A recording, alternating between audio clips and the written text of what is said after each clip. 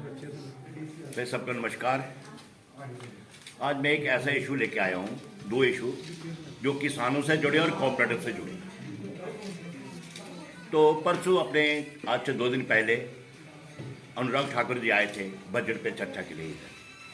तो मैंने उनके सामने 2 इशू रखे। एक इशू था कि हमारे प्राइम मिनिस्टर साहब नरेंद्र जी मोदी चाह रहे हैं कि किसानों की इनकम डबल हो, और इनको किसान निधि भी पैसा दे रहे हैं, जो हर किसान को, गरीब किसान को दे रहे हैं, हेल्प कर रहे हैं किसानों को। तो मेरा उनसे एक कहना था अनुराग ठाकुर जी से कि अगर आप किसानों के लिए यही कर रहे हो तो कम से कम किसान जो इम्प्लीमेंट लेता है एग्रीकल्चर के लिए, जैसे हल वगैरह लेता है, कई वगैरह लेता है, कम से कम उसके ऊपर तो जीएसटी माफ करो। कि ऐसा है कि किसान के किसी भी जील्ड के ऊपर जितनी उसकी इनकम है उसके ऊपर कोई टैक्स नहीं है, तो फिर एग्रीकल्चर से रिलेटेड जो भी इम्प्लीमेंट है उसके ऊपर जीएसटी क्यों? तो उन्होंने मुझे एक दूसरा इशू था कोऑपरेटिव का, कि अमित शाह जी का पूरा ध्यान है, माननीय अमित शाह जी के पास से कोऑपरेटिव का मंत्रालय है, तो उनका पूरा ध्यान है कि कोऑपरेटिव को रिवाइव किया जाए। तो मैंने उनके नोटिस में एक चीज़ लाई कि जब बीपी सिंह जी मार्च 1989 में प्राइम मिनिस्टर बने थे, उससे पहले उन्होंने एक नारा दिया था, उनका मैनिफेस्टो था कि किसानों के 10,000 रुपये के कर्जे माफ करेंगे। तो जब वो प्राइम मिनिस्टर भी उन्होंने कहा 89 में मार्च में, तो कर्जे माफ जरूर किए उन्होंने, लेकिन कर्जे माफ किए 1986 तक, 1986 तक, 6वें महीने तक। और लास्ट सीजन का, जैसे अब रबी क्रॉप का भी सीजन चल रहा है, ऐसे उस समय भी रबी क्रॉप का सीजन था 86 और 87 का। उस समय जो रबी क्रॉप का लोगों ने लोन लिया था, 376 सोसाइटियाँ जम्मू प्रोविंस के अंदर मल्टीपर्पज कोऑपरेटिव सोसाइटी, जो कि कई जगह विलेज लेवल पे एक सोसाइटी है, कई जगह एक पंचायत लेवल पे सोसाइटी थी। तो जो उसका जो लोगों ने लोन लिया था रबी क्रॉप का, वो तो लोगों को मिला नहीं, लेकिन फायदा किन लोगों को हुआ? जिन्होंने कभी लोन लिया था और वापस नहीं देते थे, और जो बेचारे रूटीन में कोऑपरेटिव सोसाइटी से लोन लेते थे, हर 6 महीने बाद लोन देना, फिर रबी क्रॉप का दिया वापस, तो रबी का ले लिया, खरीफ का दिया तो आगे रबी का ले लिया, लेन देन जो करते थे बेचारे वो सारे के सारे डिफॉल्टर हो गए। जब एक किसान एक सोसाइटी में डिफॉल्टर हो गया, अभी नई सोसाइटी जब बनानी होगी तो उसके लिए उसको एनओसी चाहिए।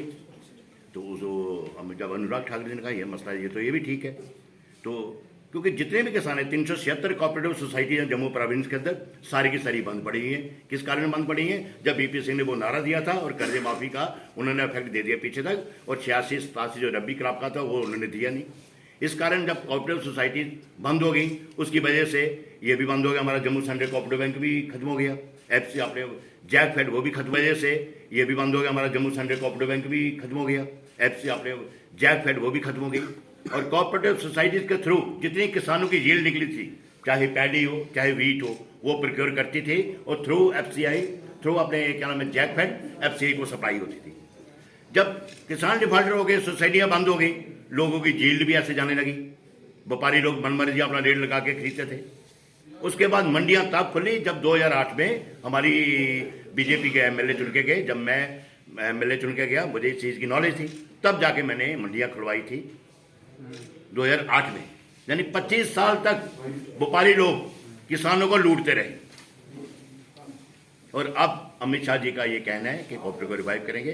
तो फिर मैं मेमोरेंडम बना के लेके गया, मेमोरेंडम अमित शाह जी के नाम के ऊपर, लेकिन वो उस दिन त्रिपुरा में थे परसों, तो उनसे मिल नहीं सके। लेकिन अनुराग ठाकुर जी ने अपना रिसीव किया मेरा मेमोरेंडम, और उनसे उन्होंने बात भी की, और उन्होंने मुझे भरोसा दिलाया कि किसानों का जो कोऑपरेटिव का लोन है, इसका जो प्रिंसिपल अमाउंट बनता है वो बनता है 19 करोड़ 376 सोसाइटीज का, और उसके ऊपर जो इंटरेस्ट है वो है 30 करोड़।